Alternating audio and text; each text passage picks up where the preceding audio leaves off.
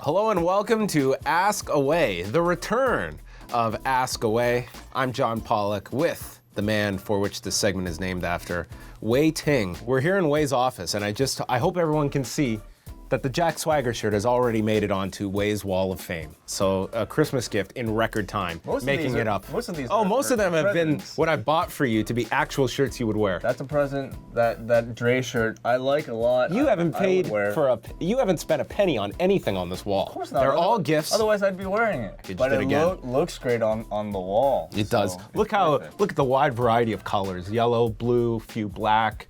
Most of these and shirts, then white. Yes, and most of these shirts, of course, people can get at ProWrestlingTees.com/capital LAW.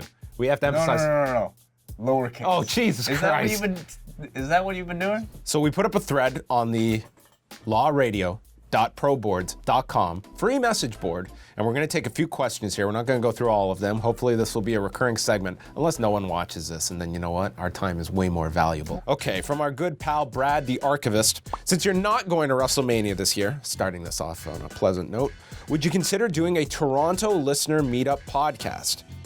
I would absolutely do a Toronto listener meetup podcast if the people were there. I think what worked about sort of the WrestleMania weekend meetups was the fact that everybody was already in town. Mm-hmm. So it would probably take some type of event happening in our city in Toronto for it to be kind of worthwhile and to get all the wrestling fans together at once.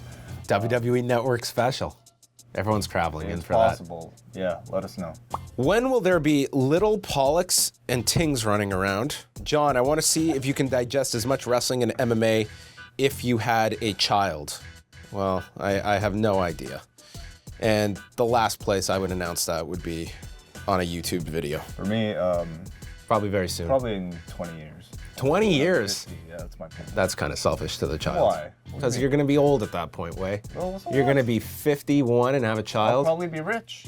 Wei, you mentioned you want an Xbox around Christmas. If you kept it, what are you playing or plan on playing? What are you playing on Xbox? Well, the question is if I kept it. Oh. And, I did not keep it. The last time I played video games was, I think we had attempted to do some type of WWE like 2K13 review or something like that. I was playing it like 48 hours, 72 hours straight. My body just started to feel like shit. You know what I mean? So like, I just knew that it was unhealthy for me, so I gave it up. Our next question, Wei, would you like to see Hong Kong and all of Asia become multicultural like the West has become? I've never been to Hong Kong. Is it not very diverse when you've been there? Actually, I mean, for an Asian country, I'd say Hong Kong is probably one of the more diverse ones. Some people call it like the kind of gateway to Asia for a Westerner because it's not fully bilingual, but like you'll see signs everywhere in English, and a lot of the people, especially the younger people, are bilingual. They speak English. So. You know, when was the last time you were over there? I'd say probably like 5-6 years. Okay. Yeah, but of course I'd love to see it be multicultural. El Dandy, the great El Dandy, writes, if you could review anything other than wrestling and combat sports related, what would you like to review? I would be fine covering other sports. I think that there's, I follow other sports casually. I wouldn't say there's any sports I cover outside of combat sports or follow with any kind of serious degree, but if it was my job, I absolutely would, and I think it would be a transition I could make. To review something though, kind of like carries some responsibility. Like you're expected to become an expert. I would probably be a bit more niche.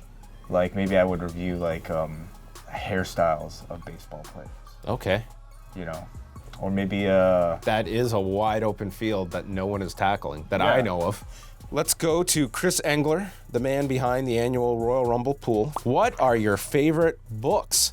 One author, Bill Carter, who's written a number of tremendous books about, first he wrote The Late Shift involving Jay Leno and David Letterman, and then wrote another one just a couple of years later called Desperate Networks, and then did one recently about the whole late night shakeup with Conan and Jay Leno. He's a great reporter when it comes to the entertainment industry, and he's written a number of great books. What's your favorite wrestling book?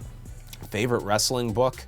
I really enjoyed Pure Dynamite when I first read it. That one came out, very much in the infancy of wrestling books in 1999. Mick Foley's books. I mean, these are all kind of the stock answers. I really enjoyed Hooker by Lou Thez because it was from a time period that there's very little that is written on that time period by somebody that was directly involved as much as Lou Thez was. And now you're seeing a lot more with various historians going back to that time period, but I'm fascinated by kind of that historical part of pro wrestling. And in mixed martial arts, there have been a number of great books. I think Loretta Hunt wrote a great book with Randy Couture.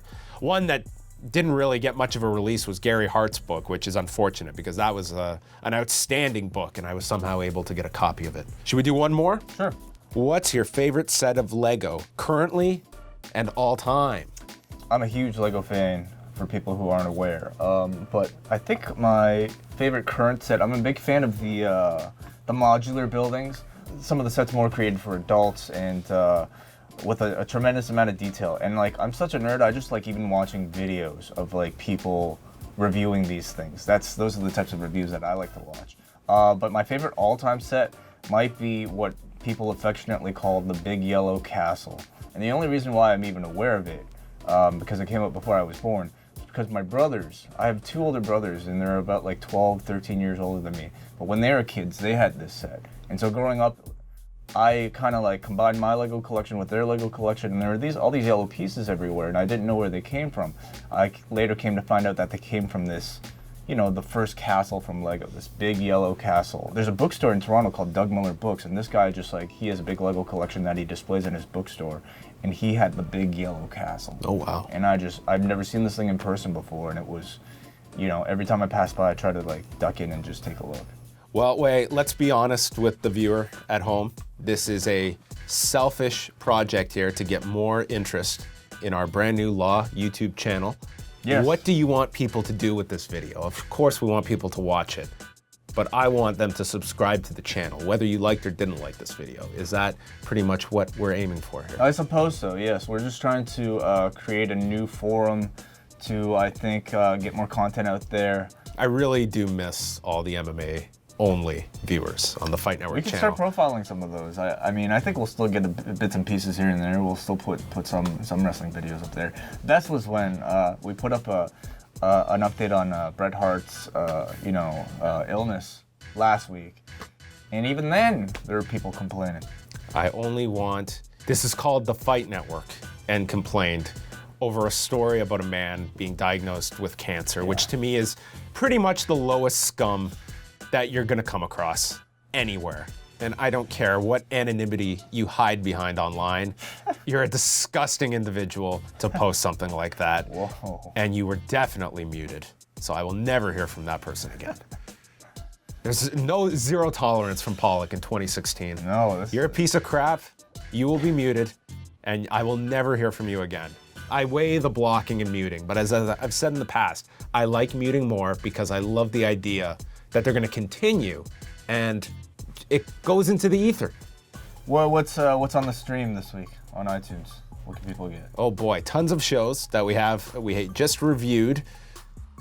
What did we review this week, Boy? Jake the Snake That's Roberts. right, the resurrection of Jake the Snake. Yes. That is up on this very YouTube channel with a beautiful intro put together by One Wei Ting. You can also download the audio version as well up on our iTunes channel. It has a full interview with Diamond Dallas Page at the end of the review. And then we've got a new edition of What's Next that just went up with Jason Agnew and Braden Harrington. And this coming Sunday on The Law, we'll be hearing from Teddy Long.